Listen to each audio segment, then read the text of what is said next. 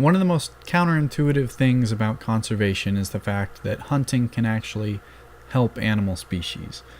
The way this works here in the US is through sales revenue of licenses like fishing license and hunting license, but it's not just that. It goes further.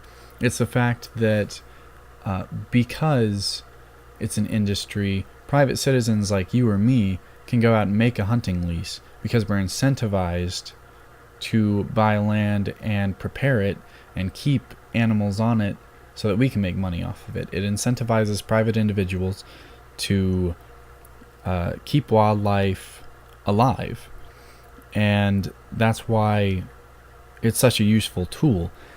And it's very easy to think about hunting when it's here in the US because it's stuff like deer. People are used to seeing be hunted. In Africa, it works the exact same way, but because it's animals that we usually see on TV or in a zoo, instead of being used to them in daily life, we're not used to seeing them being hunted. But it works the exact same way. It's not just the revenue from license sales that goes back into conservation. It's the fact that private individuals are now creating game reserves which hold hundreds and maybe thousands of species. That's what helps conservation. Now, when I say hunting, I want to make sure that there's a big distinction between hunting and poaching. Poaching is completely unlawful. It's taking other people's property because the animals on their land are their property. There's no revenue for the government because they don't buy licenses. 0% of poaching goes back into conservation. And it's illegal to hunt endangered species. Anytime you see an endangered species being hunted, that's poaching. That's not legal, licensed hunting. And it's important to remember that just because you see an animal in a zoo or something like that, don't just assume that it is endangered just because it's cute and cuddly, or you saw on a documentary that their numbers are starting to go down, because there's different levels of conservation status.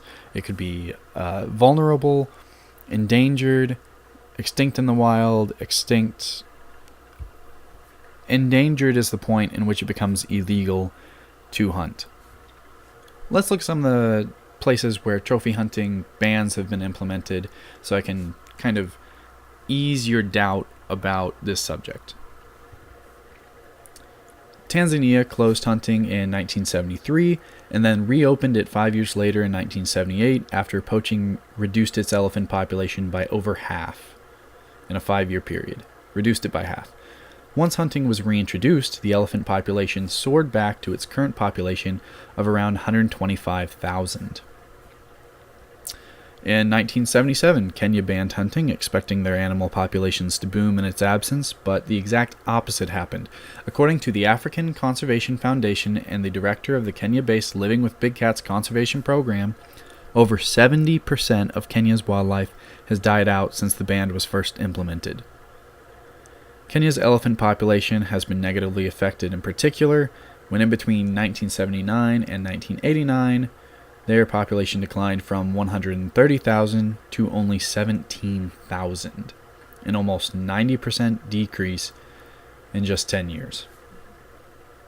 Botswana implemented a lion hunting ban, which resulted in massive depletions of their lion population. Since farmers no longer received income from trophy hunts, they began to kill the lions themselves because they were viewed as problem animals.